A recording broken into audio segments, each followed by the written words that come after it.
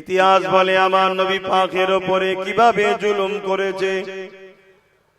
আল্লাহ নবী যখন আমার আল্লাহকে সিজদা করতেন, ওই সময় মক্কা জালিম আবু জেহেল, উতবা, সাইবা, আবু লাহাব এরা তাদের লোকদের দিয়ে আমার নবী পাকের পিঠে পচা দুম্বা বা উটের ভুঁড়ি চাপিয়ে দিত। আল্লাহ নবী মাথা তুলতে পারতেন না, খাতুনে জান্নাত তাকিয়ে সেই পচা দুম্বার ভুঁড়িগুলো নাবিয়ে দিতেন। আল্লাহ নবী তারপরে মাথা তুলতেন। এমনও দিন গেছে আল্লাহ নবীকে পুরো ভুঁড়ি দিয়ে চাপিয়ে দিয়েছে, দুর্গন্ধময় পচা ভুঁড়ি। আমার নবী পাক নিঃশ্বাস নিতে পারছে না, খাতুনে জান্নাত এসে সেটাকে সরিয়ে দেয়। আমার নবী পাক তারপরে মাথা তুলেছিলেন। এ যুবকেরা, তরুণীরা, বাপেরা, ওই সময় খাতুনে জান্নাত বদদুয়া করতে লাগলেন, এ আল্লাহ, বারবার আমার আব্বাকে যেন কষ্ট দেয়, আপনি তাদেরকে ধ্বংস করে দেন। আল্লাহ নবী খাতুনে জান্নাতের মুখে হাত দিয়ে বলেছিলেন, মা, তুমি আমার শরীরের টুকরা, তুমি যদি বদদুয়া করো তাহলে এই উম্মাহ ধ্বংস হয়ে যাবে। খেয়াল করে দেখুন আমার নবী পাকের আদর্শ, আখলাক কত সুন্দর। দুশমনকেও তিনি কখনো ক্ষতি চাননি। কিন্তু আমার নবী পাকের উপরে এইভাবে বারবার জুলুম হতে হতে হতে আল্লাহ পাক আমার নবী পাককে ইজাজত দিয়ে দিলেন। নবী পাক হিজরত করে ইয়াসরিবে চলে গেলেন। আমি যে বিষয়টা বুঝাচ্ছি, আজ পৃথিবী জুড়ে আবার নতুন করে অত্যাচার জালিমরা মাথা চারা দিয়েছে।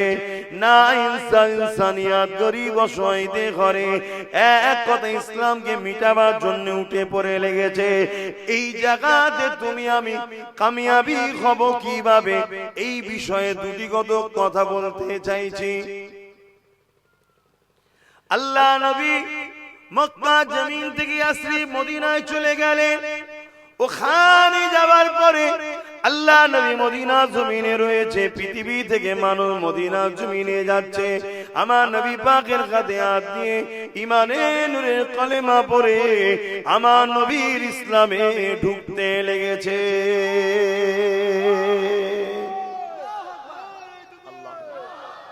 এই খবরটা মক্কা সন্ত্রাস আবু জেহেলের কাছে চলে গেল। মক্কা জঙ্গি সন্ত্রাস আবু জেহেল, উতবা, সাইবা এদের কাছে খবর চলে গেল যে মুহাম্মদ রাসূল ওখানে বড় আরামে আছে, দ্বীনের প্রচার করছে, মানুষ দলে দলে যাচ্ছে।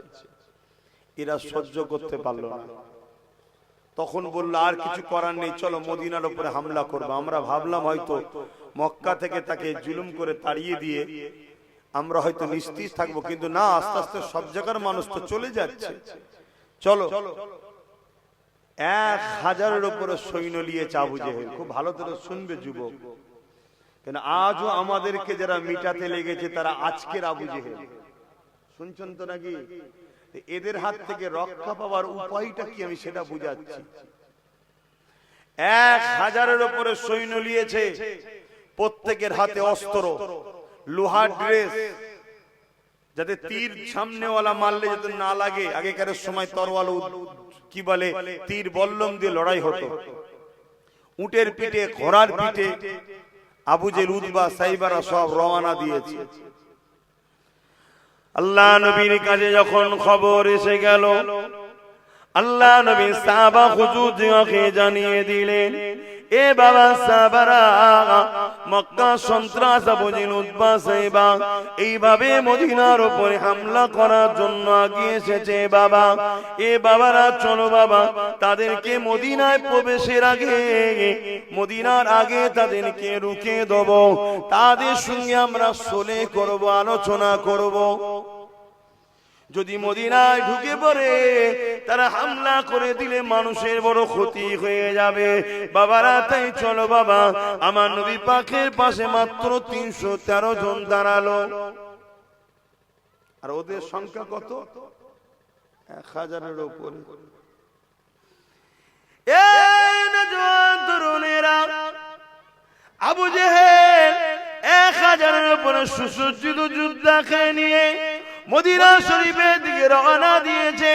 আল্লাহ নবী দিকে 1000 বেলায় তাদেরকে বুঝাবার জন্য নবী যখন বললেন চলো বাবা মদিনায় প্রবেশ করতে দেয়া যাবে না, কেন তারা বড় নিষ্ঠুর, তারা বড় জালিম, ছোট ছোট বাচ্চা মহিলা কারো উপরে জুলুম ছাড়বে না, তাই মদিনায় আসার আগে তাদেরকে যেখানে রুখতে হবে, তাদের সঙ্গে সুলে করব, আলোচনা করব, যদি না তারা বোঝে জান বাঁচাবার জন্য মদিনার মানুষের মন করে রক্ষা করার জন্য বাবারা দিনের জন্য আমরা ডিফেন্সে দাঁড়াবো বাবা। এ বাবা সাহাবারা চলো বাবা, আমার নবী পাকের কথায় মাত্র 313 জন সাথ দিল, নবী পাকের সাথে 313 জন চলতে লাগলো, তাদের হাতে অস্ত্র নেই, তরোয়াল নেই, এমন করে খালি পায়ে তারা হাঁটতে লাগলো। অপরদিকে উটের পিঠে, ঘোড়ার পিঠে, হাতির পিঠে সওয়ার হয়ে বিশাল যুদ্ধ বাহিনী 1000-এর উপরে সৈন্য নিয়ে আবু জেহেল আসতে লেগেছে। কিন্তু ইতিহাসের পাতা কি সাক্ষী দেয়, ওই জায়গাতে আবু জেহেল মনে করেছিল মুহাম্মদ রাসূলের দিকে মাত্র 313 জন, এই সুযোগটাকে কাজে লাগিয়ে মুহাম্মদ রাসূল ও তার অনুচরগুলোকে মেরে দিতে হবে, তাই তারা হামলা করে দিল। কিন্তু রেজাল্ট কি হয়েছিল, 313 জনের কাছে 1000 সুসজ্জিত যোদ্ধা বাহিনী পরাজিত হয়ে আমার নবী ও সাহাবারা বিজয় লাভ করেছিলেন। আরো জোরে বলুন সুবহানাল্লাহ।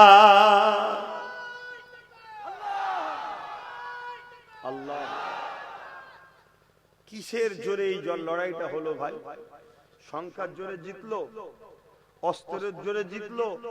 কেন তরোয়াল তো আবু জেহেলের হাতে, নবী সাহাবারা খাজুরের ডাল নিয়েছিল, তরোয়াল একদিকে আর খাজুরের ডাল একদিকে, দুনিয়া সবাই বলবে খাজুরের ডালওয়ালারা মারা গেছে, কিন্তু ইতিহাস এখানে উল্টো বলছে। কি বলছে? তরোয়াল ওয়ালা বাহিনী হেরেছে, সংখ্যা যাদের বেশি তারা হেরেছে, যাদের ম্যান পাওয়ার, অস্ত্র পাওয়ার তারাই হেরেছে। জিতেছে কারা? যাদের হাতে অস্ত্র ছিল না, তরোয়াল ছিল না, তীর ছিল না, বল্লম ছিল না, তারপরে সংখ্যাও কম, তারা জিতেছে। প্রশ্ন কি হয় না কি করে জিতলো? প্রশ্নের উত্তর এটাই, আবু জেহেল বাহিনীর কাছে অস্ত্র পাওয়ার ছিল, সাহাবাদের ছিল না। আবু জেহেল বাহিনীর কাছে ম্যান পাওয়ার ছিল, সাহাবাদের ছিল না। আবু জেহেল বাহিনীর কাছে সুপার পাওয়ার ছিল, ম্যান্ডেট পাওয়ার ছিল, সাহাবাদের কাছে ছিল না। কিন্তু সাহাবাদের কাছে একটা পাওয়ার ছিল যেটা ওদের কাছে ছিল না, ওই পাওয়ারটার নাম হলো সিনার পাওয়ার, অর্থাৎ ঈমানের পাওয়ার। জোরে বলুন সুবহানাল্লাহ, আরো জোরে বলুন সুবহানাল্লাহ। তাই ঈমানের পাওয়ার হেড অফিস হলো মাদ্রাসা, পাওয়ার সেন্টার হলো মাদ্রাসা, ওখান থেকে ঈমানের পাওয়ারের শিক্ষা দেওয়া হয়। তাই দুনিয়ার জালিম আজকের আবু জেহেলরা চাইছে মাদ্রাসাগুলোকে বন্ধ করে দাও, যাতে করে ঈমানের পাওয়ারের জায়গা শিক্ষা দেওয়াটা বন্ধ হয়ে গেলে আর এরা পাওয়ার পাবে না। আজকের আবু জেহেলরা দেখছে তো মাল ক্ষমতা আমাদের হাতে, পাওয়ার আমাদের হাতে, মিলিটারি আমাদের হাতে, পুলিশ আমাদের হাতে, সব আমাদের হাতে। সেদিন যেমন আবু জেহেল পেয়েছিল সংখ্যা কম, মেরে দে, আজকেও ভাবছে যে সংখ্যা কম, এই সুযোগে মেরে দে। শুনছেন তো নাকি? কিন্তু আমাদের কামিয়াবি হতে গেলে কি পাওয়ার লাগবে? বলুন বলুন বলুন। সিনার পাওয়ার, অর্থাৎ ঈমানের পাওয়ার। ঈমানের পাওয়ার, সিনার পাওয়ার বারে দুটো জিনিস থাকলে, একটা হলো আল্লাহর ভয়, দ্বিতীয় হলো নবীর প্রেম ও আদব। জোরে বলুন সুবহানাল্লাহ। আল্লাহ সূরা রহমানের মধ্যে বলেন, ওয়ালিমা খাফা মাকাম রাব্বিহি জান্নাতান। এ দুনিয়া মানুষেরা, আমি আল্লাহ, আমাকে ভয় করো, আমাকে ডর করো, আমাকে খৌফ করো। যারা আমাকে ভয় করে, ডর করে, খৌফ করে, আমি আল্লাহ তাদেরকে দুটো জান্নাত দেব। এ যুবকেরা, তরুণেরা, বাপেরা, মায়েরা, যদি আপনার জিন্দেগিতে চলতে গিয়ে কোনো অন্যায় কাজ করতে যাচ্ছেন, হঠাৎ করে আল্লাহর ভয় দিলে জেগে উঠলো, না এই কাজ আমি করব না, আমার আল্লাহ পাক নারাজ হয়ে যাবে। আল্লাহর ভয়ে যদি আপনি পাপ কাজ থেকে ফিরে আসতে পারেন, ওয়াদা আল্লাহি হক্কুন, আল্লাহর ওয়াদা সত্য, আল্লাহ আপনাকে দুটো দুটো জান্নাত দান করবে।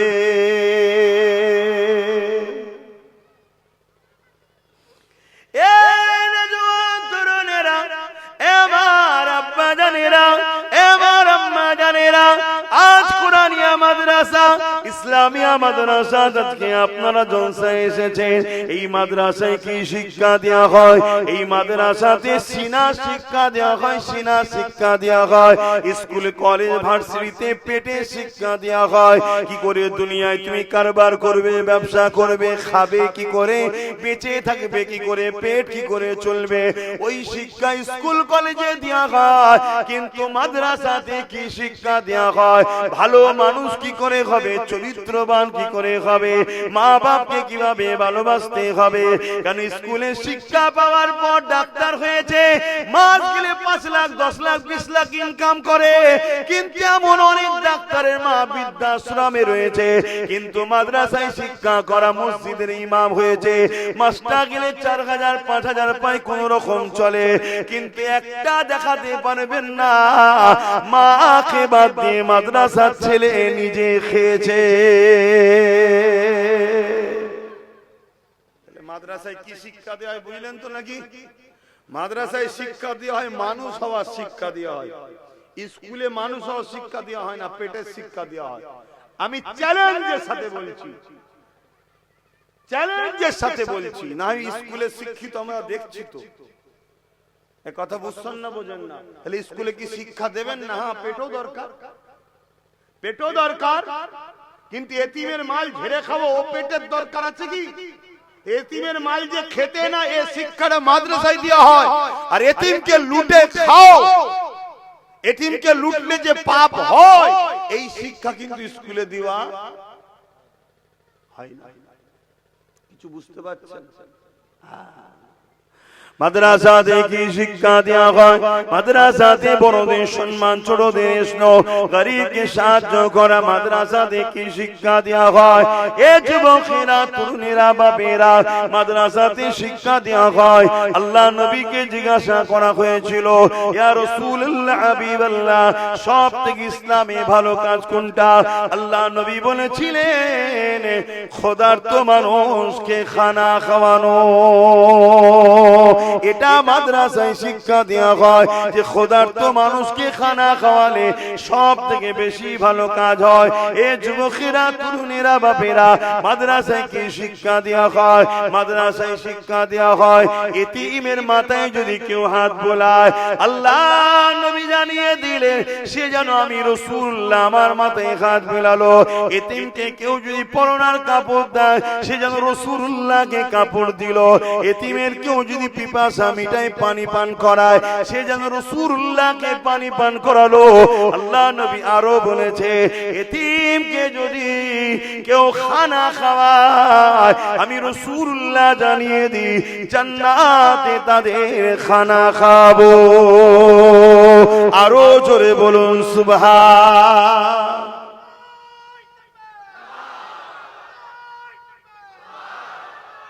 এইটা শিক্ষা দেয় কোথা বলুন? মাদ্রাসায়। এতিমের গুরুত্ব কিন্তু স্কুলে শিক্ষা দেওয়া হয় না। আমি স্কুলের বিরুদ্ধে নয়, আমি কলেজে পড়েছি, কিন্তু দুটোই দরকার আছে, ঠিক না বেঠিক?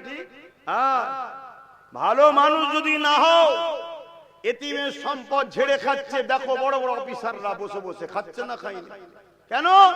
ওর মধ্যে এতিমের যে কি গুরুত্ব, এতিমকে কি ভালোবাসতে হয়, এতিমকে না ভালোবাসলে কি পাপ হয়, এই শিক্ষাটা কিন্তু ওর মধ্যে নাই।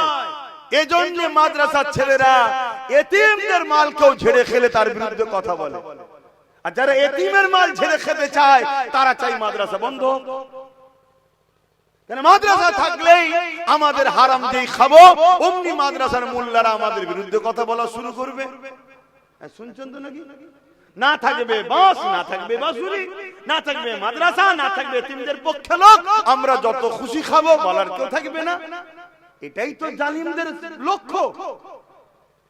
কথা বুঝছেন না বোঝেন না? মাদ্রাসাতে কি শিক্ষা দেওয়া হয়? মাদ্রাসাতে দেশ প্রেমে শিক্ষা দেওয়া হয়। তাই তো আমার দেশে 200 বছর ব্রিটিশ শাসন করেছে, কোনো মায়ের লাল ছিল না ব্রিটিশদেরকে তাড়াবে।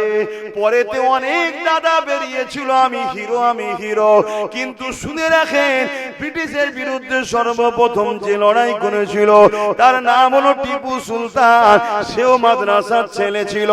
তারপর ব্রিটিশদের বিরুদ্ধে যুদ্ধ করা ফরজ ঘোষণা দিয়েছিল, সে অন্য কেউ না আব্দুল আজিজ মুহাদ্দিস দেহলভী রাহমাতুল্লাহ আলাইহি, তিনিও হলো মাদ্রাসার সন্তান। তাই দিল্লির বুকে 50,000-এর উপরে মাদ্রাসার ছেলেরা মাতৃভূমির জন্য জীবন দিয়ে দিয়েছে। এই যে দেশকে ভালোবাসতে হয়, এই শিক্ষাটা আমার মাদ্রাসা থেকে পাওয়া যায়। আজকে যারা মাদ্রাসার বিরোধী করছে তাদেরকে খেয়াল করে দেখুন, তারা দেশের সম্পদ চুরি করে বিদেশে পাঠাচ্ছে, সুইস ব্যাংকে টাকা পাঠাচ্ছে, দেশের জিনিসপত্র চুরি করে নিচ্ছে, দেশকে খুগলা করে দিচ্ছে, দেশকে শেষ করে দিচ্ছে। যত দেশের গাদ্দার গুলো আছে তারা কখনো চায় না মাদ্রাসা থাক, কেন মাদ্রাসা থাকলে হুব্বুল ওয়াতান শিখবে, দেশকে ভালোবাসবে। দেশকে লুটতে আমরা যখন যাব, কেউ না বিরোধী করুক, মাদ্রাসার ছেলে আব্বাস সিদ্দিকী বিরোধী করবে। তাই মাদ্রাসা তৈরি করতে দিও না, না থাকবে বাস, না থাকবে মাসুরি, না থাকবে মাদ্রাসা, না থাকবে দেশের চোরদের বিরুদ্ধে কথা বলা। শুনছেন না? শুনে তাহলে মাদ্রাসার দুশমন কারা বুঝতে পারছেন না? যত সব 2 নম্বর চোর, চরিত্রহীন, গুন্ডা, ডাকাত, ফরমাস, জিনাখোর, মাতালখোর, গেঁজাখোর, এতিমদের লুটে করে, গরিবদের যারা লুটে খায়, তারা সব দেখুন মাদ্রাসার দুশমন। একটা ভালো লোক দেখান তো মাদ্রাসার বিরুদ্ধে আছে, একটা ম্যান, ওয়ান ম্যান দেখান, উপর থেকে নিচে পর্যন্ত দেখা। আমি প্রমাণ করে দেবো আপনাকে। হয় চোর, তার মধ্যে একটা খসলত থাকবে, এই কটা খসলতের মধ্যে একটা থাকবে, হয় সে চোর, আর নাই দুর্নীতির সঙ্গে জড়িয়েছে, নাই ঘুষখোর, নাই মাতাল, নাই বাড়ে যায়, নাই পরিবার থাকার পর অন্য স্ত্রীর দিকে টার্গেট করে, আর নাই এতিম গরিবদের মাল ঝেড়ে খায়, নাই খুনি, নাই দেশদ্রোহী। কথা শুনছেন না শুনেন না? আমার কথা বুঝছেন না? আমি মাদ্রাসার মাহফিলে এসেছি, মাসালে বলছি, কিন্তু দুঃখ কোন জায়গায় জানেন? আমার কম যারা বলে আমরা মুসলমান, নবীর উম্মত, তারা এখন মাদ্রাসার দুশমনদের বন্ধু হয়েছে। এটা হলো দুঃখ। এটা কি দুঃখ?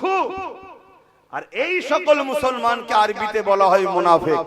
শুনছেন তো নাকি? এই আপনারা কি মাদ্রাসার দুশমন না পক্ষে? হাত তুলে সাক্ষী দেন, মাদ্রাসার দুশমন না পক্ষে? হাত লম্বা করে তুলেছেন তো নাকি? এই মাদ্রাসার পক্ষে? তাহলে তাকবীর দান তো দেখি। নারে তাকবীর, নারে তাকবীর, নারে জিহাদ। এই হাতগুলো সত্য? তাহলে মাদ্রাসাতে একদল লোক ভাঙতে চাইছে, তাহলে আমরা বাঁচাবার জন্য নিজের জানমাল দিয়ে হলো মাদ্রাসাকে বাঁচাবার জন্য দাঁড়াবো না? দাঁড়াবো না? কারা দাঁড়াতে চান আর একবার হাত তুলে দেখান, বলুন মারহাবা, নারে তাকবীর, মাশাআল্লাহ। তাই নাকি? 50টা লোক বলুন তো নাম লিখা হবে, আগামী দিন কোন জায়গায় মাদ্রাসার জন্য লড়াই করতে হলে আপনাকে নিয়ে যাওয়া হবে। 50টা লোকের নাম লিখা হবে এই মাহফিল থেকে, আগামী দিন কোন জায়গায় মাদ্রাসা কেউ ভাঙতে গেলে আমরা যাব নিজেদের বুকের তাজা খুন দিয়ে মাদ্রাসাকে রক্ষা করার জন্য। 50টা লোক হাত তুলে বলুন নাম লিখা হবে। তুলুন কে কে দেখি। সবাই যাবেন? এই সবাই যাবেন? সর্বনাশ করেছে, তাই নাকি? হাত নাবান, হাত নাবান, হাত নাবান, হাত নাবান। এবারে অরিজিনাল ভাতটা টিপে দেখবো। 50টা লোক বলুন তো 1000 কোটি টাকা মাসে দিতে পারবে? বলুন দেখি এবারে। বেশি নয়, 50টা লোক হাত তুলে বলুন।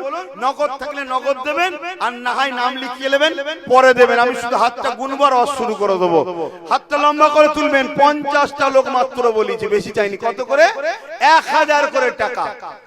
1000 করে টাকা। হাতটা গুনেলি। 1টা, 2টো, 3টে, 4টে, 5টা, 6টা, 7টা, 8টা, 9টা, 10টা, 11টা, 12টা, 13, 14, 15, 16, 17, 18, 19, 20, 21, 22, 23, 24, 25, 26, 27, 28, 29, 30, 31, 32, 33, 34, 35, 36, 37, 38, 39, 40, 41, 42, 43, আর কই হাত নেপিয়ে দেন আপনারা। 43টা হলো, সেই একটা 44 আর 6টা কই? এই একটা 45 আর 5টা কই? 50টা চাইলাম আর জান দিবের বেলায় সবাই দিল, আপনাদের জানের দাম 1000 টাকা। এই 2000 টাকা দেবো, আসো জানটা দিতে হবে। এখন থেকে নাম লিখে দাও, যেদিন চাইবো চিকেন কুচি নিয়ে যাবো, 2000 টাকা দিচ্ছি। এই তো আমাদের শেষ। আর সত্যি তো আমার 1000-এরই বিক্রি। হ্যাঁ, আর 5টা লোক হাত তুলে বলুন নতুন করে যে আমিও 1000 টাকা করে দেবো। কে আছে 5টা লোক? এই 5 জন আগে হাত তোলেন না তো? আর নতুন করে 5 জনের মধ্যে 2টো হাত উঠে গেছে, বলুন মারহাবা। নারী দিবে। আর 3টে লোক হাত তুলে দেন, তারপর শুরু করছি। আর এই আপনারা জান নিচুই যে লিখতে হবে, এখানে জলসা চলবে, আপনি আপনার কাজ করুন। আপনারা আপনাদের কাজ করবেন, আমি আমার কাজ করব। এই সব নাম লিখিয়ে দাও, যার নগদ আছে নগদ দেবে, পাশে নগদ লিখে নেবে। আর 3টে লোক হাত তুলে দেন, জলদি করে বলুন। 3 জনের মধ্যে প্রথম কে হাত তুলে দেখি যে মাদ্রাসার জন্য 1000 টাকা দেবো? কে হাত তুলবে? কই হাত লম্বা করে তোলেন। কে তুললেন? এই মুরব্বী বাপ হাত তুলেছিলেন।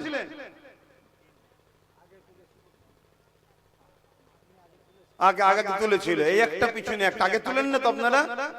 এই প্রথম তুলছেন তো? তাহলে 2টো হলো, আর একটা শেষ আল্লাহর বান্দা কে আছে 1000 টাকা দেবে? বলুন কে আছে? কই একটা 2টো? আল্লাহ কবুল করে, বল আল্লাহুম্মা। হ্যাঁ, শুধু হাত তুলবে, জান দেবে, আর নগদ দাও না। নগদ টাটকাই প্রমাণ হোক, তখন বলবে মোহাব্বত কমে যায়। ঠিকই কথা। হ্যাঁ, হযরত আবু বকর সিদ্দিক আমার নবী পাককে ভালোবেসেছিলেন, কেমন মোহাব্বত করেছিলেন শুনে রেখে দেন। হযরত আবু বকর সিদ্দিক আমার নবী পাকের দরবারে এলেন, আর সাহাবা হুজুররা বসে রয়েছে। এ বাপের এইদিকে, আপনারা এইদিকে শুনুন, ওরা ওদের কাজ করুক না। এটাও দরকার আছে তো নাকি? এই মাদ্রাসা বাঁচাবার জন্য দরকার আছে। আমাদের তো সরকার নেই দিঘার মতো বিশাল মন্দির করে দেবে যে আমাদের একটু মাদ্রাসা করে দেবে একটা, সব 22 সেকেন্ডে পড়বে। এ আছে নাকি কেউ? আমাদের তো কেউ নেই। যাদের সরকার তাদের জন্য করে দিচ্ছে। এ না জওয়ান তরুণীরা, বাপেরা, আমার নবী পাকের প্রেমিকেরা, মন দিয়ে শুনে রেখে দান, জেনে রেখে দান। আল্লাহ নবী দরবারেতে হযরত আবু বকর সিদ্দিক পৌঁছালেন। সাহাবা হুজুরগণ বসে রয়েছে। আল্লাহ নবী সাহাবা হুজুরদের সঙ্গে কথা বলছে। এক একটা সাহাবা হুজুর আমার নবী পাককে এক একটা বিষয় শোনাতে লেগেছে। কোন সাহাবা হুজুর উঠে দাঁড়িয়ে গিয়ে বলে, ইয়া রাসূলুল্লাহ, হাবিবাল্লাহ, আমাকে নামাজ পড়তে বড় ভালো লাগে। ইয়া রাসূলুল্লাহ, হাবিবাল্লাহ, আমার মনে হয় আমি সর্বসময় রুকু সিজদার মধ্যে থাকব, কিয়ামের মধ্যে থাকব, কিরাত তিলাওয়াতের মধ্যে থাকব। ইয়া রাসূলুল্লাহ, হাবিবাল্লাহ, আমাকে নামাজ বড় ভালো লাগে।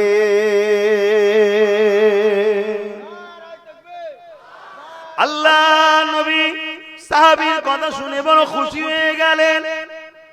আর একজন উঠে দাঁড়িয়ে গেল, ইয়া রাসূলুল্লাহ, হাবিবাল্লাহ, আমাকে বড় রোজা রাখতে ভালো লাগে। বছরে 5টা দিন আপনি রোজা রাখতে নিষেধ করেছেন, ওই 5টা দিন ছাড়া আমাকে বড় রোজা রাখতে ভালো লাগে। আল্লাহ নবী জানিয়ে দিলে, বাবা এটা বড় খুশির কথা। বাবা নবী আমার আনন্দ হতে লাগলেন।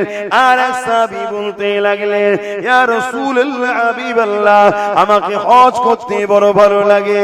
সর্বসময় মনে হয় আল্লাহর কাবাকে আমি তওয়াফ করব। লাব্বাইক আল্লাহুম্মা লাব্বাইক, লাব্বাইক লা শারীকা লাক লাব্বাইক, ইন্নাল হামদা ওয়ান নি'মাতা লাক ওয়াল মুলক লা শারীকা লাক। আল্লাহর কাবাকে তওয়াফ করতে যাব, আল্লাহর কাবাকে তওয়াফ করতে থাকব। ইয়া রাসূলুল্লাহ, হাবিবাল্লাহ, আমি সাহাবী, আমাকে এটা বড় ভালো লাগে। আর এক সাহাবী উঠে বললেন, ইয়া রাসূলুল্লাহ, হাবিবাল্লাহ, আমাকে বড় রোজা রাখতে ভালো লাগে। কেউ বলে নামাজ পড়তে ভালো লাগে, কেউ বলে হজ করতে ভালো লাগে। এদিকে হযরত আবু বকর সিদ্দিক উঠে দাঁড়িয়ে গেলেন, ইয়া রাসূলুল্লাহ, হাবিবাল্লাহ, ইজাজত যদি দেন আমি আবু বকর, আমাকে কিছু ভালো লাগে, হুজুর আমি কিছু বলবো। আল্লাহ নবী বলেছিলেন, এ আবু বকর বলেন আপনি কি বলবেন? হযরত আবু বকর সিদ্দিক বলেছিলেন, ইয়া রাসূলুল্লাহ, হাবিবাল্লাহ, আমাকে সর্বপ্রথম যেটা ভালো লাগে, আপনার কদমের গোড়ায় এসে আপনার নূরের মুখের দিকে তাকিয়ে তাকিয়ে বসে থাকবো। আরো জোরে বলুন সুবহান।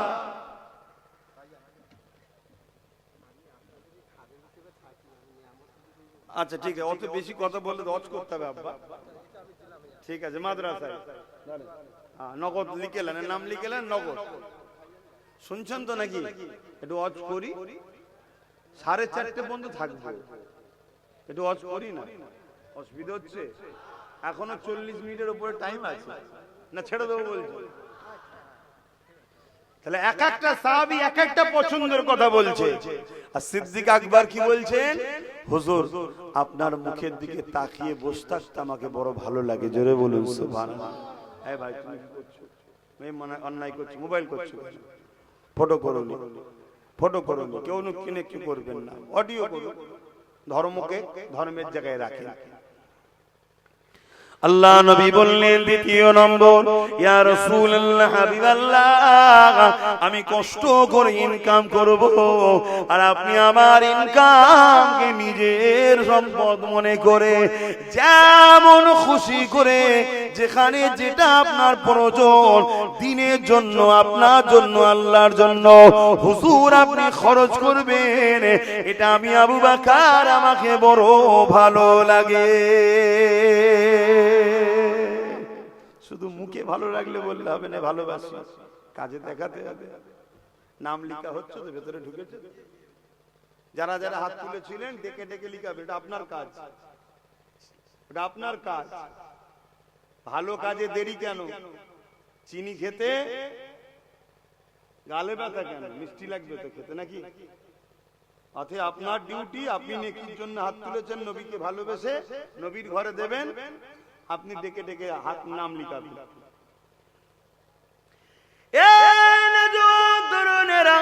হযরত আবু বকর সিদ্দিক রাদিয়াল্লাহু তাআলা 3 নম্বর বলতে লাগলেন, ইয়া রাসূলুল্লাহ হাবিবাল্লাহ, আমাকে সর্বসময় আপনার কদমের কাছে বসে থাকতে ভালো লাগে।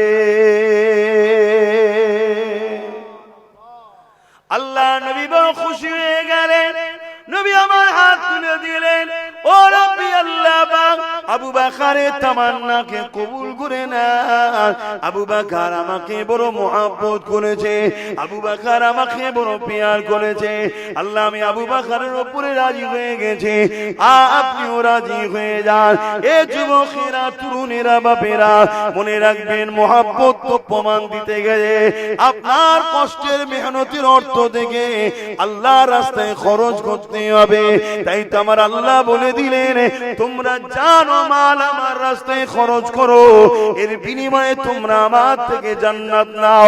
জান্নাত এমনি এমনি পাওয়া যাবে না, জান্নাত দিতে গেলে আপনাকে আল্লাহর রাস্তায় জান মাল খরচ করতে হবে।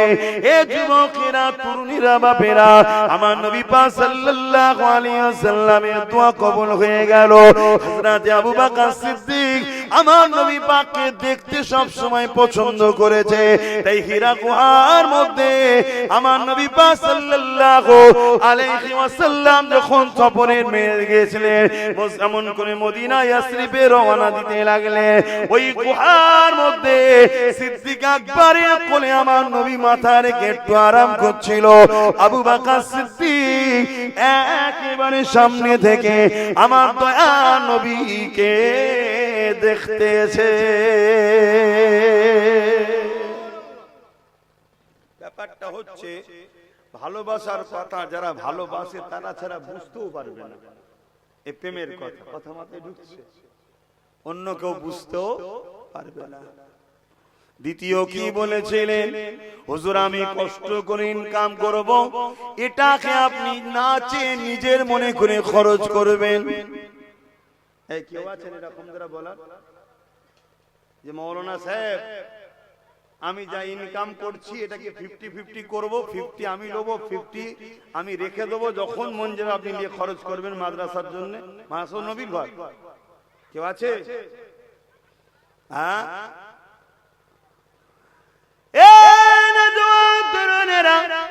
হযরত সিদ্দিক আকবর বংশের মুরব্বী যিনি হযরত সিদ্দিক আকবর আমার নবী পাকের জন্য প্রায় কাঁদতেন, আল্লাহ পাকের দরবারে দোয়া চাইতেন, ও রব্বি আল্লাহ পাক একটা আয়াত নাজিল করে দেন, যে আয়াতে আপনি বলে দেবেন এ নবীর অনুসারীরা মুহাম্মদ রাসূল তোমাদের কাছে কোনো কিছু চাইবে না, তোমাদের জান মাল রাসূলুল্লাহ যেমন করে খুশি খরচ করবে। এই দোয়া পিরাই চাইতে থাকতেন। একদিন সিদ্দিক আকবরের ঘরে আমার রাসূলুল্লাহ প্রবেশ করলেন। সিদ্দিক আকবর দাঁড়িয়ে গিয়ে আমার রাসূলুল্লাহকে সালাম দিলেন। আমার রাসূলুল্লাহ জবাব দিয়ে সুজা ঘরের মধ্যে ঢুকে গিয়ে যেখানে সিদ্দিক আকবরের তিজারি রয়েছে, ধন দৌলত থাকতো, ওই জায়গাতে সুজা চলে গেলেন। রাসূলুল্লাহ কাউকে কিছু না বলে, সিদ্দিক আকবরকেও না বলে ওই তিজারি খুলে আল্লাহ নবী যতটা প্রয়োজন ছিল নিয়ে চলে যেতে লেগেছে। শুধু যাবার সময় আবু বকর সিদ্দিকের দিকে মুচকে একবার হাসলেন। কত নিলাম, কি জন্য নিলাম, কোথায় লাগবে, কিছু নবী বলল না। আবু বকর সিদ্দিক বড় খুশি হয়ে বললেন আলহামদুলিল্লাহ। আল্লাহ নবী একটু পর ঘুরে এসে বলতে লাগলো, আবু বকর তোমার দোয়া আল্লাহ কবুল করে নিয়েছে। এ যুবকেরা, একটা আনুমানিক একটা সমীক্ষা করা হয়েছে, ওই সমীক্ষার কথা আপনাদেরকে জানায়। হযরত সিদ্দিক আকবর আমার নবী পাকের জন্য, আল্লাহর জন্য, দ্বীনের জন্য সেই সময়ে 400 কোটি টাকা নবীর কদমে দান করেছে। কত টাকা? আল্লাহ আল্লাহ আল্লাহ। কত টাকা? সেই সময়ের কথা বলছি, 400 কোটি নবীর কদমে দিয়েছে। আজ 1000-এ আমাদের কষ্ট, কি কষ্ট হয় না? হয় না? কথা বলুন। অথচ মোবাইল রিচার্জে কষ্ট হয়, কথা বলছে না তো, তখন কষ্ট হয় না। তাহলে মহব্বত কি এখান থেকে না এখান থেকে? এখানে মহব্বত থাকলে কষ্ট হয় না। কথা মাথায় ঢুকছে না? ঢোকে নে। আর 10টা মানুষ 1000 করে যদি দেন আপনাদের মাদ্রাসায়, আমার ছেলের নামে আমি 5000 টাকা দেবো, বলুন দেখি। আর 10টা মানুষ 1000 কে কে দেবে? যারা আগে নাম তুলেছিলেন তারা না, নতুন করে 10টা হাত উঠবে। প্রথমেই হাত তুলেছে এই ভাই, দ্বিতীয় কে ওঠে দেখে এই দেখেন এক যুবক, মারহাবা, নারে তাকবীর, নারে তাকবীর। 3 নম্বরে কি আছে? এই দেখেন, তুমি তো ছোট মতো বাবু গো, এই গ্রামে বাড়ি, দিতে পারবে তো? ডুবু বাচ্চা চেনেন, দিতে পারবে তো? মারহাবা, নারে তাকবীর। 3টে হয়েছে। 4 নম্বরে কি আছে বলেন? আমি তো এতগুলো লোকের মধ্যে 10টা লোকের আশা করলাম, একটা যুবক হাত তুলেছে। আল্লাহ কবুল করে, আল্লাহুম্মা আমিন। কি গো, চাঁদা তুলছি বলে আপনাদের অসুবিধা হচ্ছে নাকি? অনেক জায়গায় দেখি চাঁদা তুললে অনেক মানুষের একটু ইতস্ত হয়। আরে চলবে কি করে? আমাদের ঘরেই তো চালাতে হবে। হ্যাঁ, আমাদের যদি ওয়াকফ যদি আমাদের হাতে থাকতো আলাদা কথা, ওয়াকফ তো আমাদের হাতে নেই আবার। হ্যাঁ বলুন, 4টে হয়েছে আর 6টা দরকার, তাই তো নাকি? আর 6টা মানুষ 1000 করে টাকা বলুন তো, আপনাদের মাদ্রাসায় আমিও 5000 টাকা দিয়ে যাব আমার সন্তানের নামে। বলুন, দোয়া করবেন। এখানে হাফেজি পড়ানো হয়তো আজ, তাহলে দোয়া করবেন আল্লাহ যেন আমার বাচ্চাকে হাফেজে হাক্কানি, আলেমে হাক্কানি করেন। বলুন আল্লাহুম্মা আমিন। শুধু হাফেজে হলে হবে না, শুধু আলেম হলে হবে না, হাক্কানি হতে হবে। আলেম তো অনেক আছে, হাফেজ তো অনেক আছে, হ্যাঁ, ওরম হলে হবে না। আল্লাহ ও রসুলের জন্য কুরবান হতে হবে। আর 6টা মানুষ, এই 6 জনের মধ্যে কে কে হাত তুলে দেখা যায় দেখি, কার দিল কাঁদে যে আমার হুজুরের জন্য দেবো আমি 1000 টাকা। কে আছে? ওই এক মুরব্বি আব্বা হাত তুলেছেন, বলুন মারহাবা, নারে তাকবীর। কই? এই একটা হাত তুলেছে, কোথায়? দুটো একসাথে, মাশাআল্লাহ মাশাআল্লাহ, নারে দিবে। ওই একটা পিছনে দেখুন, মাশাআল্লাহ, নারে দিবে। এখানে একটা, 5টা নারে দিবে। আর একটা শেষ আল্লাহর বান্দা হাত তোলে, বলুন শেষ কে তুলবে? হ্যাঁ, ওখানে তুমি দেবে। আরে দাঁড়ান না, যতগুলো বার আমি দেখেছি, তোমরা সব বোঝো না। যদি দুটো বার হয়, দেখেন এটা বেড়েছে, ওইখানে দেখেন। তাহলে কটা হলো? এখানে আবার 3টে 13টা হয়ে গেল, বলুন মারহাবা। লাগে 51 এখন 13টা। তাহলে আল্লাহর ঘরের জন্য, আপনার নবীর ঘরের জন্য হচ্ছে 2 পয়সা বাড়ুক না। গরিবের ছেলে পুলেরা পড়াশোনা করে, উলামারা পড়াশোনা করে, হাফেজে কোরআন পড়বে, তারা আপনার পয়সায় খাবে, বেকার হবে? বেকার হবে। কিয়ামতের দিনে আল্লাহ কোরআন শরীফকে সুন্দর করে সাজিয়ে দেবে। শোনো, যারা দান করছো তোমরা কি পাবে? শুনবেন না? অসুবিধা হচ্ছে। আল্লাহ পাকের কোরআনকে সুন্দর করে সাজিয়ে দেওয়া হবে। ওই কোরআন কিয়ামতের দিনে আল্লাহ পাকের আরশে আজিমের নিচে খোরাখুরি করতে থাকবে। যেটা লাউহে মাহফুজে রক্ষিত রয়েছে, ওই কোরআনকে আমার নবীর উপরে ধারাবাহিকভাবে আমার আল্লাহ পাঠিয়েছে। শুনছেন তো? ওই কোরআন আল্লাহ জিজ্ঞাসা করবে, এ আমার কালামুল্লাহ, কোরআন কোন বই নয়, কোরআন কোন কিতাব নয়, কোরআন হলো কালামুল্লাহ, আল্লাহ পাকের কথা। ওই কোরআন বলতে লাগবে, এ আমার কালামুল্লাহ, আমার আল্লাহ বলতে লাগবে, এ আমার কালামুল্লাহ, তুমি কি আজকে দিনে কিছু আবদার রাখবে? ওই সময় আল্লাহর কালাম বলতে লাগবে, এ আল্লাহ, আমি আপনার বাণী, আমি আপনার কথা দুনিয়া জমিনে যারা আমাদেরকে প্যার করেছিল, আমাকে মহব্বত করেছিল, মুখস্থ করে সিনায় রেখেছিল, বা আমার শিক্ষার ব্যবস্থা করেছিল, বা আমার জন্য কথা বলেছিল, বা আমাকে চুমা দিয়েছিল, আদর করেছিল, আমার পক্ষে দাঁড়িয়েছিল, আল্লাহ আজকে তাদেরকে আমি আপনার জান্নাতে দেখতে চাই। আরো জোরে বলুন সুবহান। ওই দিন আল্লাহ নবী জানিয়ে দিলেন, কোরআনের ওসিলা করে হাফেজে কোরআনকে এবং কোরআনের পড়াশোনার জন্য যারা ব্যবস্থা করত, তাদের উভয়কে আল্লাহ কোরআনের খাতিরে নাজাত দিয়ে দেবে। আরো জোরে বলুন সুবহান। তাহলে সেই জায়গায় আপনারা দান করছেন, আপনাদের কি বেকার হচ্ছে মনে হচ্ছে নাকি?